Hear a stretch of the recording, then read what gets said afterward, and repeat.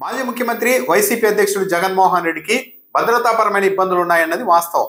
దాంట్లో అనుమానమే లేదు. ఎందుకంటే ఆయన ఒక మాజీ ముఖ్యమంత్రే కాకుండా ఈ రాష్ట్రంలో జగన్మోహన్ రెడ్డి లేకపోతే ఇక మాకు ఎదురే లేదు అని భావించే రాజకీయ ప్రత్యర్థులు ఉన్న ప్రాంతం ఇది ఈ రాష్ట్రం. దాంతోపాటు మీడియా కావచ్చు, ఒక రాజకీయ పార్టీ కావచ్చు, జగన్మోహన్ రెడ్డి మీద విపరీతమైన ద్వేషాన్ని కొందరిలో నింపేసింది.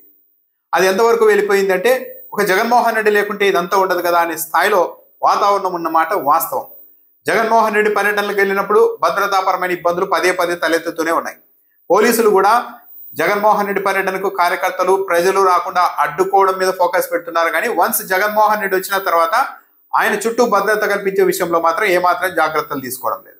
మొన్న బంగారుపాలెం వెళ్ళినప్పుడు జగన్మోహన్ రెడ్డి మార్కెట్ యార్డ్లోకి వెళ్ళిన తర్వాత ఒక పోలీసు లేరు, మొత్తం 1000 మంది వచ్చేసి అందరూ చుట్టుముట్టారు. అందులో మంచి వాళ్ళు ఉండవచ్చు, చెడ్డ వాళ్ళు ఉండవచ్చు. జగన్మోహన్ రెడ్డి దగ్గర వరకు వెళ్ళగలం, ఎవ్వరు ఉండరు, ఎలాంటి భద్రతా పరమైన ఆటంకాలు కూడా ఉండవు అని అనుకున్నప్పుడు కొందరు సంఘ విద్రోహక శక్తులు కావచ్చు, జగన్మోహన్ రెడ్డి మీద విపరీతమైన ద్వేషం ఉన్న వాళ్ళు కావచ్చు, ఏదైనా చేసేందుకు కూడా ఇబ్బంది ఉంటుంది. ఇది ఒక రకమైన భద్రతాపరమైన ఇబ్బంది, చాలా ప్రమాదకరమైంది. అయితే దీనికంటే ప్రమాదకరంగా జగన్మోహన్ రెడ్డి భద్రత మీద ఒక ప్రచారాలు కూడా చేస్తూ ఉన్నారు. ఆ ప్రచారాలు చేస్తున్న వాళ్ళు కూడా ఎవరు వైసీపీ వాళ్ళు కాదు. జనసేన పార్టీకి అనుకూలమని పేరున్న టీవీ ఛానల్లోనే ఈ ప్రచారం మొదలైంది. అయితే ఇప్పుడు లేటెస్ట్ గా ఆ ప్రచారాన్ని కూడా మళ్ళీ జగన్మోహన్ రెడ్డి మీదకి మళ్ళించే ప్రయత్నం చేస్తున్నారు. జగన్మోహన్ రెడ్డి కావాలని ఈ ప్రచారం చేయిస్తూ ఉన్నారని తెలుగుదేశం పార్టీ మీడియా నిన్నటి నుంచి దాడి మొదలుపెట్టింది.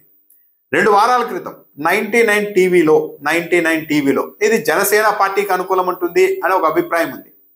ఆ ఛానల్లో 2 వారాల క్రితం తొలుత ఒక కథనం ప్రసారం చేశారు. ఏమని? జగన్మోహన్ రెడ్డికి థ్రెట్ ఉంది, జగన్మోహన్ రెడ్డితో పాటు స్టాలిన్కి పైన దాడి చేసడానికి 2 సుఫారీ గ్యాంగులు రంగంలోకి దిగాయి. ఒక గ్యాంగ్ హర్యానా నుంచి వస్తే ఇంకో గ్యాంగ్ కర్ణాటక నుంచి వచ్చింది, కాబట్టి వీళ్ళిద్దరూ చాలా జాగ్రత్తగా ఉండాలి అంటూ ఇదే 99 టీవీ 2 వారాల క్రితం ఒక స్టోరీని ప్లే చేసింది, బాగా వైరల్ అయింది. దాన్ని పట్టుకొని ఇంకా చాలా మంది కూడా రకరకాలుగా కథనాలు వేసుకున్నారు.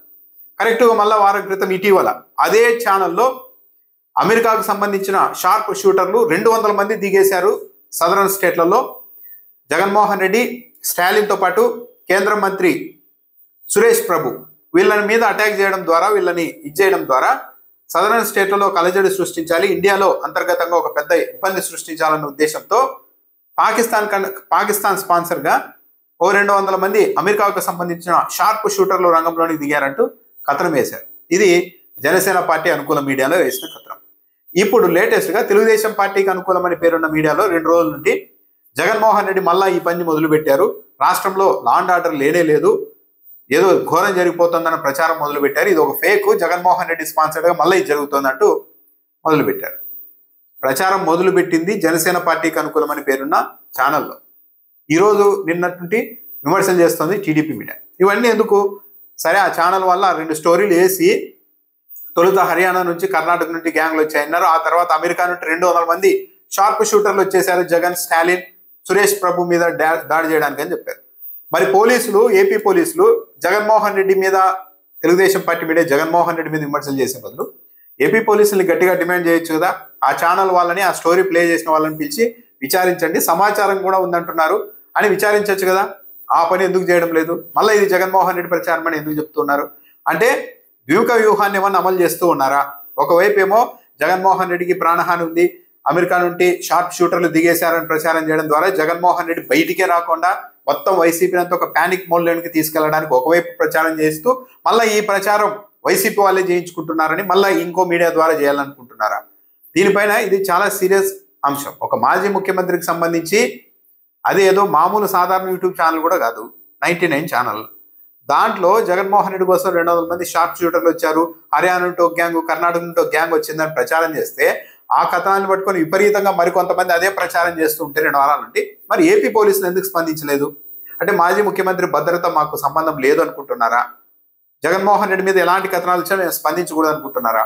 ఇంటెలిజెన్స్ పోలీసులు ఏం చేస్తున్నారు? రాష్ట్ర పోలీసు యంత్రాంగం ఏం చేస్తుంది? ఒక మాజీ ముఖ్యమంత్రిని, అదిలో సదరన్ స్టేట్లను మొత్తం అలజడి సృష్టించేందుకు వచ్చారని బహిరంగంగా జనసేనకు అనుకూలమని పేరున్న ఛానల్ చెప్తూ ఉంటే ఎందుకు విచారించడం లేదు? ఎందుకు చర్యలు తీసుకోవడం లేదు? ఇది కూడా అందరూ ప్రశ్నించాలి. దాన్ని వదిలేసి మళ్ళీ జగన్మోహన్ రెడ్డి ఈ ప్రచారం చేసుకుంటున్నారు అని అంటే జగన్మోహన్ రెడ్డి భద్రతాపరమైన అంశాన్ని, ఆ డిబేట్ను ఒక సీరియస్నెస్ లేకుండా చేస్తూ ఉన్నారు. ఇది ఇంకా ప్రమాదం.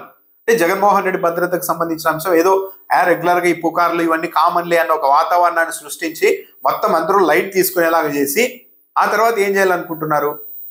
చాలా సున్నితమైన అంశం కదా, అలాంటి స్కోప్ ఇవ్వకూడదు కదా. ముందు పోలీసులు దీని మీద విచారించాలి. మరి వాళ్ళకి నిజంగానే సోర్స్ ఉందా లేకుంటే అవాస్తవిక కథనాలు ప్రసారం చేస్తున్నారా అన్నది జనసేన పార్టీ అనుకూల మీడియా వాళ్ళని విచారిస్తే తెలుస్తుంది.